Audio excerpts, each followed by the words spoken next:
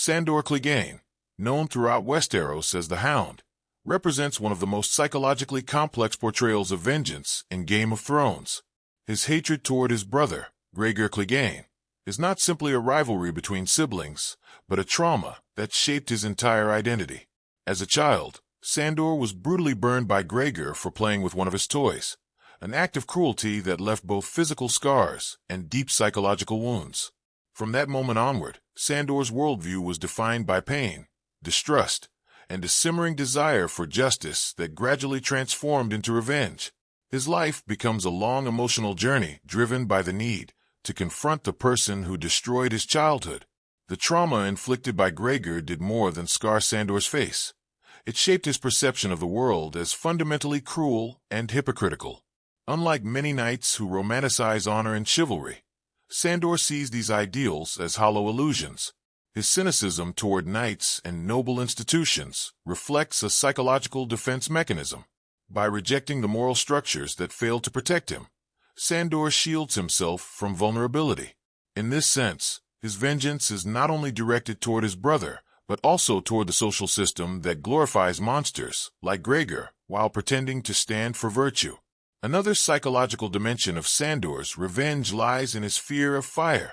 Fire represents the physical manifestation of his trauma, and throughout the series, it repeatedly paralyzes him.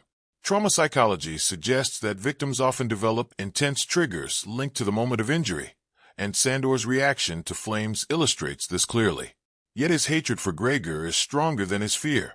This tension between terror and rage creates an internal conflict that defines much of his character. The same force that traumatized him becomes the symbolic obstacle he must overcome to fulfill his desire for vengeance. Sandor's brutality toward others can also be interpreted as a psychological byproduct of unresolved trauma. Individuals who experience extreme violence in childhood may internalize aggression as a survival strategy. The Hound's harsh demeanor, crude language, and readiness to kill are not simply signs of cruelty, but protective armor. By projecting strength and ruthlessness, Sandor prevents others from seeing the vulnerability that still exists beneath his scarred exterior. Revenge, therefore, becomes a narrative that justifies his hardened personality.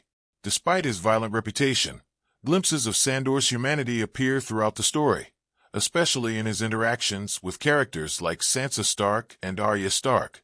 These moments reveal that beneath the bitterness lies a deeply wounded individual capable of empathy. His protective instincts toward the Stark girls show that he recognizes innocence when he sees it, perhaps because he remembers losing his own. This duality illustrates a psychological paradox: a man driven by vengeance who still longs for moral clarity. Sandor's rejection of knighthood also plays a role in shaping his revenge narrative. While many warriors aspire to become knights, Sandor openly despises the title. This rejection stems from witnessing Gregor, a knight, commit horrific acts without consequence. For Sandor, the title represents hypocrisy rather than honor. Psychologically, this reflects a coping strategy known as moral disengagement, where individuals detach themselves from systems they perceive as corrupt. By refusing the identity of a knight, Sandor asserts a form of autonomy over a world that once rendered him powerless.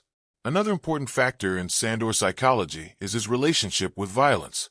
Unlike characters who fight for glory or ideology, Sandor views violence as a grim necessity. He understands the brutality of the world without illusions. This perspective stems from his childhood trauma, which stripped away any romantic notions about warfare. Violence becomes both a tool for survival and a pathway toward his ultimate goal, confronting Gregor.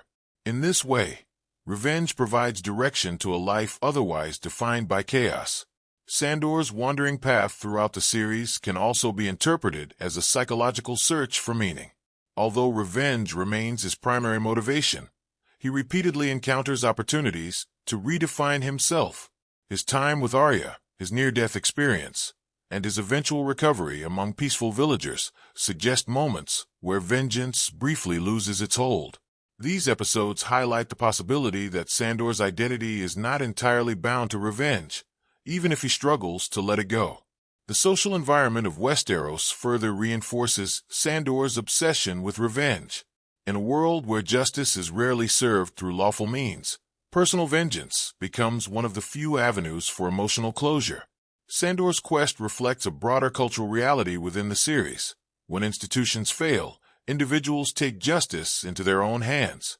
His story becomes a reflection of how violent societies normalize revenge as a legitimate response to trauma. Ultimately, the roots of Sandor's vengeance lie in a mixture of childhood trauma, moral disillusionment, and a longing for justice. His hatred for Gregor is not merely personal. It symbolizes a struggle against the cruelty that shaped him.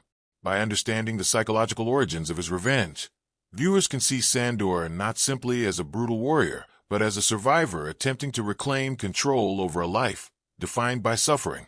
As Sandor Clegane's story progresses, his relationship with vengeance begins to evolve in subtle yet meaningful ways. While revenge remains a driving force, the experiences he accumulates gradually reshape his perspective. Encounters with characters who challenge his worldview, especially Arya Stark, force him to confront the possibility that vengeance alone cannot define a life. Arya herself embodies a similar obsession with revenge, creating a psychological mirror that reveals the destructive nature of their shared path. One of the most significant turning points in Sandor's psychological journey occurs after he is left for dead, following his duel with Brienne of Tarth. In this moment, stripped of his strength and reputation, Sandor confronts vulnerability in its rawest form. Near-death experiences often trigger profound psychological reflection, and for Sandor, this moment represents a symbolic death of the persona he had built around violence. When he later reappears living among peaceful villagers, the audience sees a rare glimpse of the life he might have lived without the burden of revenge.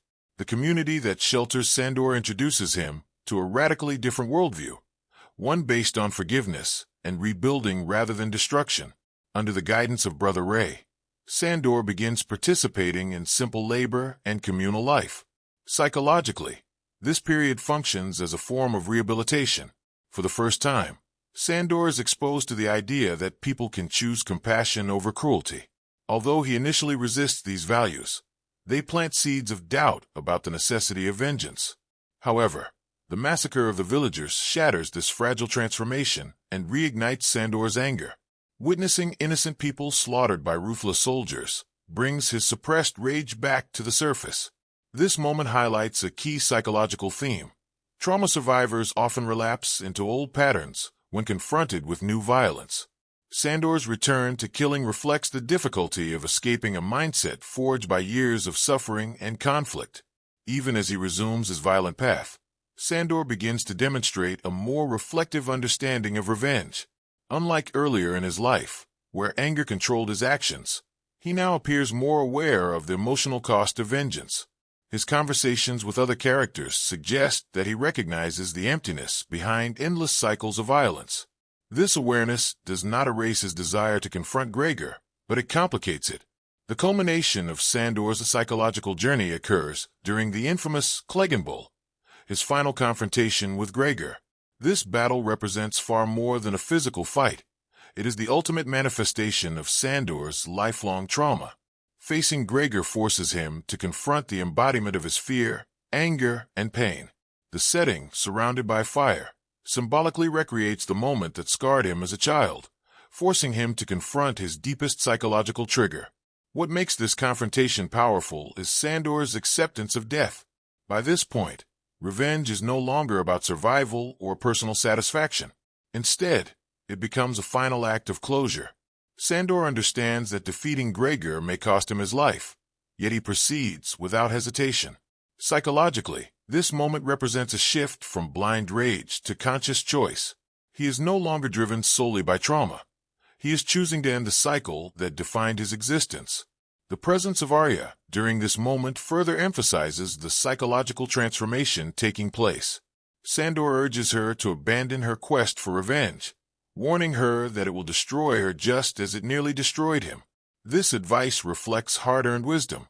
By encouraging Arya to leave, Sandor demonstrates a level of emotional growth that contrasts sharply with the bitter man introduced in earlier seasons. Sandor's final act, dragging Gregor into the flames, symbolizes both destruction and liberation. Fire, once the source of his deepest fear, becomes the medium through which he confronts and overcomes his trauma. This act can be interpreted as a form of psychological catharsis. By facing the fire and the brother who scarred him, Sandor finally reclaims control over the narrative that shaped his life. In the end, Sandor Clegane's story illustrates the complex psychology of revenge. His journey reveals how trauma can fuel a lifelong obsession with vengeance, while also showing the possibility of transformation.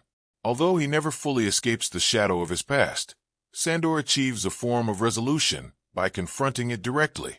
His story serves as a reminder that revenge may provide closure, but it rarely heals the wounds that created it.